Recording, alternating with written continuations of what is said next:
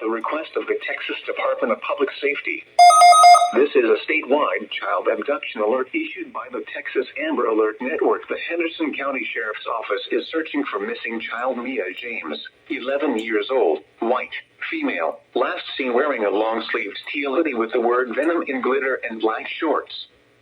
The missing child was last seen at 8:25 p.m. on November 14, 2024 at the 6200 block of County Road 3925, Athens, Texas, 75752.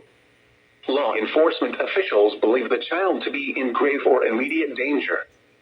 Anyone with information regarding this child abduction should contact the Henderson County Sheriff's Office at 903-677-6311.